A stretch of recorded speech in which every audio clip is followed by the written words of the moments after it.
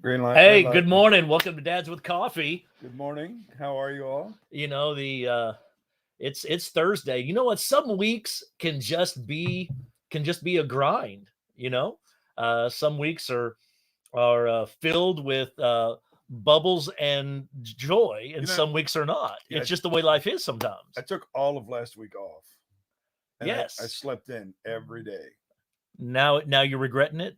Or No, forget or no, not a bit. or Not a bit. no, not regretting missing it. Missing it. I am missing it. Yeah, I'm missing it. I know, right? Yeah, I wanted to call you this morning and say, hey man, taking a personal day today. Right. But I didn't because I'm here because Dad's with coffee and you guys. Okay. That's right. That's why That's I'm right. here. You're off center a little bit. Well, you did it. You set up the camera. It's always interesting. You know, like yesterday, I 630 miles yesterday. Yeah. How'd that go? It was interesting. You never know who you can trust. When you know somebody, you can trust them. Yeah. And sometimes when you know somebody, you can't trust them. Okay. You're right. But my buddy's a dentist up in Enid, Oklahoma. He's been our dentist since we lived up there, and he's just a buddy of mine, and we're friends. We've been friends for a while. So I went to a local dentist here because it was time for me to get my teeth cleaned. Mm-hmm. So I go in, I get my teeth cleaned, and they're like, "You've got some cavities, or you have some appearance of some cavities." I'm like, "Okay, I'm 51, not had a single cavity ever in my life. Man, must be nice. Not sure. Got those good teeth. Well, that and my buddy had said, some people just have cavities outside of drugs or alcohol or smoking or things like that. Some people have it, some people don't. You're one of those that your DNA is such that maybe you just don't get them. Lucky draw. And so when he told me I had 8 cavities, I'm like, So the local guy said you had 8. Yeah, the local guy. Now, full disclosure, I've been doing orthodontia work since February. Right. I've been using the clear aligner system to straighten my teeth. That's a whole nother story for another time. I had braces as a kid. Our family went through a difficulty and we never finished it. And it was always something that I wanted to finish and I just never did. But then the kids both came through orthodontia and got their stuff. And I thought, I have dental insurance and they're done. So why not? Why not? It didn't cover it all, but a lot of it did cover. And so I thought, well, the aligners, maybe I have cavities because I don't always brush my teeth right after lunch. And so the aligners just trapped it till, at such a time. And so I take pictures with my phone and send it to my buddy and said, did these look like cavities to you? Pictures with your phone? Yeah. I just. Do you have the iPhone 13 Max? No, I have the Galaxy S20. With the super zoom that you can see the moon. And so, I take some pictures and he's like, yeah, looks like you might have. He said, it looks mild, looks like there's not much to it. I said, well, in all fairness, that's what the other guy said too. He said, it could wait till I get done with my aligners because if you put fillings in, it changes the shape of the tooth and then you've got to rescan. And so I'm like, okay, well, I need you to fix. I said, I get a preacher discount with him. And so I said, hey, can we get this scheduled? So I talked to his office. And so I drive up yesterday. I get there and his assistant is looking at it and she's like, so he said you had cavities. I'm like, that's what he said. She goes, you're a coffee drinker, right? I'm like, I drink as much coffee as Pete drinks. You go 600 miles for cleaning? And so she said, I think you just have stained grooves more than you have an actual cavity. So they took all the x-ray pictures, all the things you have to do to see if it's broken through the enamel or whatever. And so he comes in with his, don't ever do this to your own teeth tool. You remember, that story, now I'm a doctor, so I can. It's like the hook scraper. That's I can pick at your teeth, but don't you do this at home. You're not a trained. Well, I wouldn't want to. You're not a trained in, those things. But he pulls out, the hook and starts digging around. And I said, no hot sensitive, no cold sensitive, no pressure sensitive. He's like, okay. So he's digging around and he said, Aaron, I don't think you've got cavities. He said, you've got stained lines, stained grooves. He said, so you drove all this way. I might as well get the drill out and clean out all that. And then he put a sealer over it. Yeah. He said, so if there was a micro one there, it's not gonna. He said it didn't break through the enamel, so technically that's not a cavity. So record stands. So he was Only one in the house without a cavity. Tuesday. He was all kinds of stressed though. No, you were, because you were like, it's some pretty major stuff. Well, I mean, I thought dude was going up to get root canals and crowns. Well, you never know what. For a person who's never had a cavity to be told now I have 8. He didn't mention any of that prior to right now. I'm going to the dentist. I got a lot of work. I got dental work that's got to be done. What? That's just what it is. It was major work. Get out the buffer.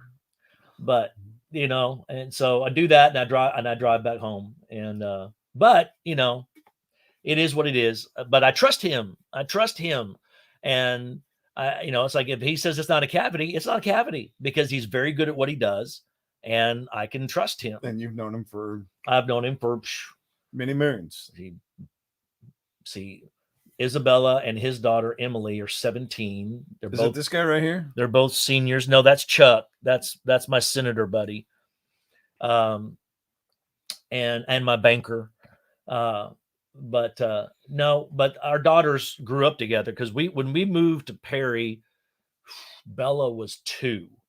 So I mean, we've been friends 15 years now. So it's been a while.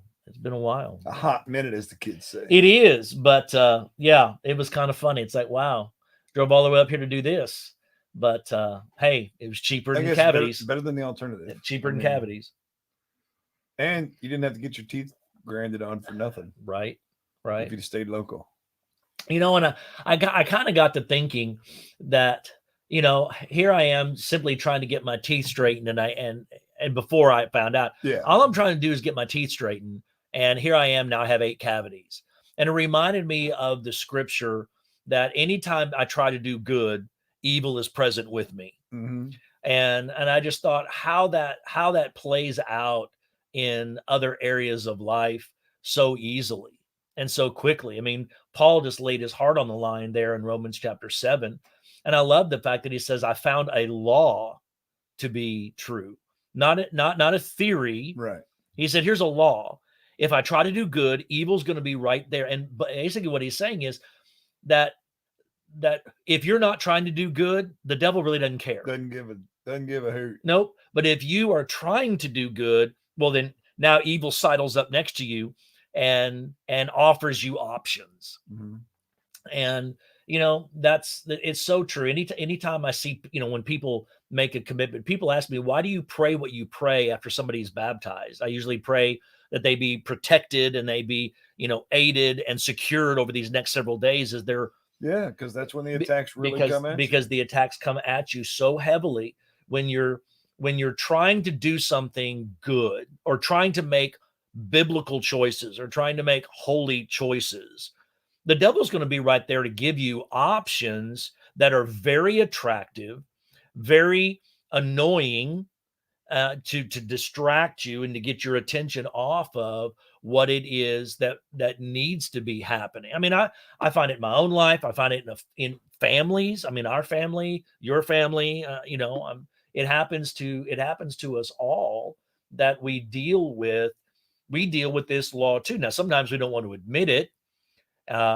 Sometimes we don't want to admit it's happening because we feel like we have to be somehow Baptist sanctified. And so we can't be honest with people. Sometimes we don't want to admit when we are the agent of the devil and just being that distractor to somebody else's trying to do good. Hey, I've probably been that person in my life too.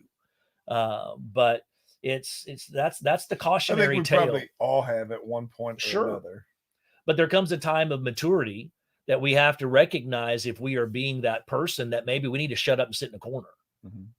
Until such a time as we get our own personal attitude and life right with God.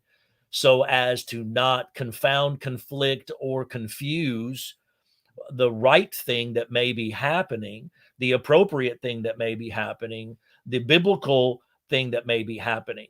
And sometimes we need to recognize, if we are the ones trying to do the good, we have to hold firm and fast and continue down the biblical pathway. Now, we can't leave a wake of dead people behind us, and I've done that in my life.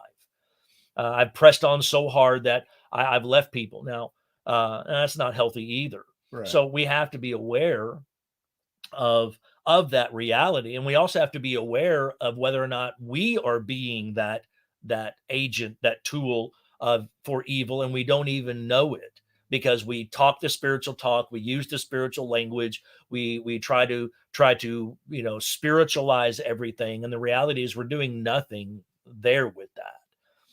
Just spinning your wheels. We are. And so it's difficult at times, and this is where faith and life really start to intersect, is having to deal with these things. I mean, and we all have stories. I'm sure you have stories too, of these things happening.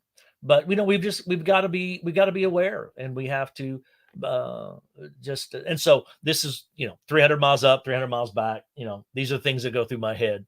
My day wasn't quite as adventurous as yours. Right. I did make 3 batches of cookies yesterday. Yeah, there you go. And I overcooked the chocolate ones.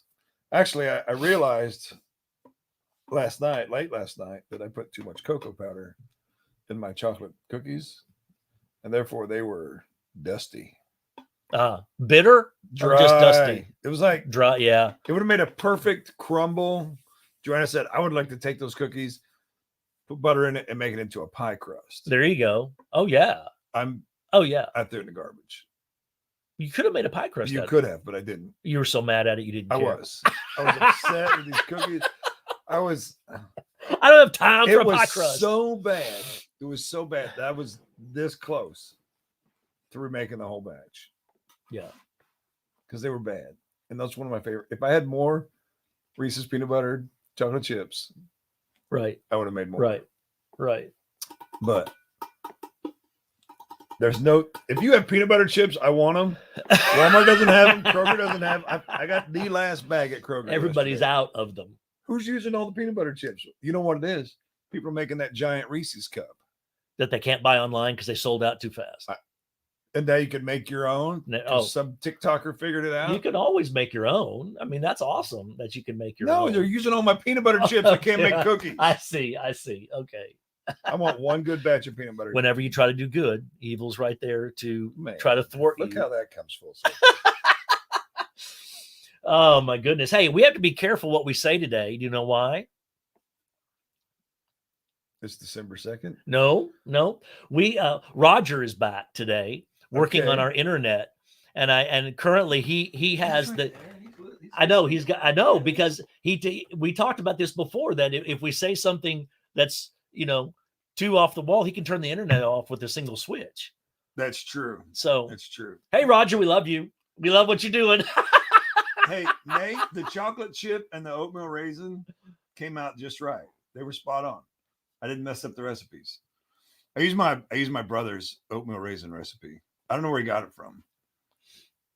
I've had those cookies. Those are very good. Oh, he soaks the raisins in vanilla and egg. Oh my gosh. Oh my God. Well, yeah. There you go. There you go. I'm gaining weight thinking about it. And the batch makes 4 dozen cookies. Wow. That doesn't last long in a house full of boys. I'm bringing them back to church. We're not eating those. That's too many cookies. 3 dozen chocolate chip, 4 dozen oatmeal raisin. Oh my goodness. Me too, Cheryl. Me absolutely too. Yeah, Roger, I'll bring you cookies. I got you, homie. So last night was first Wednesday Friends Day. Yeah, and we decorated the youth building. Got all the Christmas decorations up. Got the tree put up. Had Frito pie that we didn't have for 5th quarter a couple months ago. Had all these Fritos laying around. What am I going to do with all these Fritos? Frito chili pie, baby. That's it. So that's what we had for dinner every time. And homemade cookies. And A good time was had by all. Absolutely. If you drive by the youth building now, you'll see the lights on in the big window out right front. with the Christmas tree. Yeah, it looks really good. That's right. Kids had a good time. I had a good time. Everyone had a good time. That's good. And there's a shift that's going on, that we're all having to retool and reconsider, in just this next upcoming generation, whether it's kids or youth or young adults. It's just a shift in thinking, and having to rethink and retool how we do things. There was once a time that you host an event like we're having with Breakfast with Santa, and you would likely, either you could likely count on a whole bunch of them being here the next day, which I hope happens, but I know the reality of things. Realist.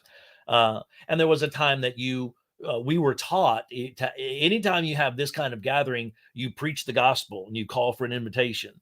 And we're having to realize that these generations that are parenting now, you have to go a little more soft-handed with it, and you've got to be more gentle with it and walk them through a process. This is why I love what we have as our motivation line at church, to love people so they move forward on life's journey. Right. I don't know where they are in their journey. Wherever they are, all I want to do is love them in a way that they move a step closer to either a new or better or stronger relationship with Jesus. And for many of them, it would be a new relationship with Jesus. And you can't just fast forward them there. You have to walk them through baby steps. You have to baby step it. So this is, we present the Christmas story as it is supposed to, and that's good. But it's going to be the follow-up. It's going to be, what do we do after? Right. What do we do then? And, trying to help with that, and to realize, to realize that it's different than it used to be. Children's ministry or youth ministry, it's all different. It's all different. And even the things that you did successfully 5, 6, 7 years ago, you're in a whole new generation now. You sure are. And got to come up with new ideas and new ways, and new, I don't want to call it incentives or games. No, but I mean, same gospel, same Bible, same truth. The packaging has to change. Yeah. And that's the nature of life today, is that change is happening so fast that if we don't adopt the understandings of those things, then we're left behind, and then we become irrelevant. Yeah. Change or get passed up. Change or die. It's the way it is. And I mean, that's biological, let alone organizational. Right. Oh, speaking of which, Marcus has decided that I'm going to go to the gym with him 3 days a week now. Oh, he's decided this? He's decided this. You haven't decided this. This. Evidently I have decided this, because I haven't given up on him yet. So yeah, he says, look, his logic is sound. He says, Dad, if I'm going to have kids, I'm going to need a grandpa there to be there to play with my kids, and I want you to be able to play with my kids. That is logic and guilt with a nice mix. It sure is. It's guilt-laden logic. That's what it is. It's loaded for bear. It's like our kids learn from what we probably did to them to some degree too. They do. And boy, don't you hate it when it comes back to you? So we worked legs Tuesday, and I could barely walk yesterday. Right. At some points. I was doing this weird stretch on the stage last night before rehearsal started. I swear I looked like an idiot, but my hip flexors are so distraught. I'll call it. They're like, we didn't agree to this logic. We got exercises up. Why am I doing it this way? Ow, why does that hurt like that? Right. No, you're doing it right if it hurts there. Yeah, that's good. Yeah. If that's where it hurts, somehow he better not enjoy that too much. He does. See, there you go. Yeah. But he's doing the same exercises with twice the weight. So. Okay. Yeah, but he's half your age. Yeah. So, there's a little more than half my age. Yeah, I How know. old is Marcus? 26, 7. He'll be 27 in February. 22 years, 21 years. So, I mean, he's got you on some age. Woo, time to wake up. And he's also got you that he's been doing this. Right. And you haven't. Yeah. His goal was to destroy my legs Tuesday. He told me as much. I saw a video thinking about this, and that don't be embarrassed by what you can't do when everybody else in the gym is doing so much more. Yeah. I saw this video the other day. This huge guy, and he was on the bench press, and he had a bar only, and he was struggling to get the bar up, and his spotter was there to do that. And some guy comes by and kind of laughs at, dude, what are you doing? Yeah. Have you seen this? I haven't, but and so the dude comes by and kind of laughs, and it's like, I don't understand. And the guy shows him a video of this dude who was in a competition the year before, and he was lifting massive weight, and he literally his whole chest literally went over here. I mean, it just released from his shoulder and just snapped his whole chest muscle. And the guy's like, I'm sorry. And it's just like, you don't realize what somebody may have gone through. Yeah. And you need to know their story before you make a judgment about them. And that, I think, is so incredibly important, is to understand their story. Well, I was thinking you were going to go another direction, because how many times had he lifted that same weight? Well, that's true too. They walked in at the end of the cycle. There's a name for it. I don't remember it. They call them supersets or pyramids. Supersets, yeah. So the powerlifting program, they do pyramids, right? Right. They do 10 reps, 5 reps, or 10 reps, 8 reps, 6 reps, 4, 2, 1. Right. And you increase. And then burn out. Yeah. And then you burn it out. And then you come back down. Right. And you never let go of the bar. Oh wow. Yeah. There's no rest. There's no rest. You rest in the up position. You do 10, and then you do 8, and you do 6 and 4 and 2 and they 1. just take the weight off as you go, or are you just doing same weight, just 10, 8? I'm saying you do 130. It's what if a guy lifts 300 pounds, he puts 135 on the bar and goes for it. Go for it. So they have a whole formula for it. Yeah. And it's just, that's crazy. What's the NFL Combine? 125 for 225. Is it 225 or however many times you can do it? Every time you can do it. Yeah. Yeah. I've been Evan's, of course, a powerlifter. And he's if he can stay healthy and stay on track, he's got a really good chance of competing at a high level this year. So I'm pretty excited about that. Absolutely. Another new sport. And I never knew anything about powerlifting. And then last year during COVID, there wasn't a whole lot of meets. So the high school coach asked me to become a judge, a powerlifting judge. Nice.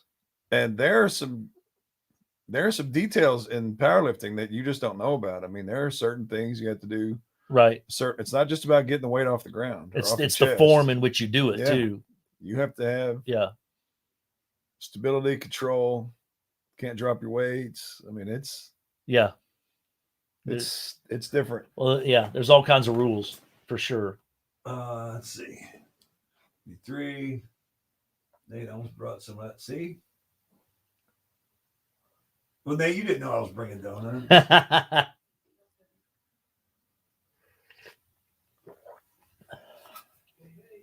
Yeah, Roger, it's no fun, man. When your kids are like, Dad, you need to go to the gym. Right. Dad, what are you doing? Yeah, Laura, I'm close to 50. It's no big deal. 50 is just a number. It's just a number. It's not even. Trust me, I've been there. It's just a number. I remember. Yeah, you walk through it. It's fine. 30 and 40 and 50. I don't understand. I don't think I really struggled with any of those. I mean, my wife may have a different story, but I don't think I really struggled with any of those. It is what it is. It's just what's on my agenda today. It's just I don't know. But see, that's kind of a dad thing. We don't want to make a big deal of ourselves. But I've known a lot of guys who struggled with 40. I mean, that's the whole midlife crisis moment. Or now 50 is the new 40. I think 60 is the new 40. Is 60 the new 40? Okay. All right. So I think. Because I'm 25. Or is that just because we just want to keep pushing it out there? Well, we do because we're closer to that next step. 60 is not as old as it used to be. See, Ryan took my birthday when he was born. Right, because you don't get it anymore. Right. So I'm 25. You're 25. Okay. And then when Ryan turns 25 in 2 years, year and a half, then we'll age together. We'll be 26. We'll age together. And, somehow I don't think that works that way. Well, in my mind, it does. There you go. All right. I got work to do today. Yeah, we got carpet for the nursery arriving today. Oh, good. And the floor and the seals, floor in the Betty Horn is being worked on today.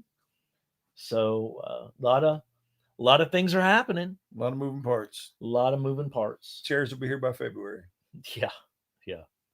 They're running away on a slow boat from somewhere. I don't know. It's everything got backed up through COVID and shortages on different things, and I don't know. They'll be here when they get here. So you press on.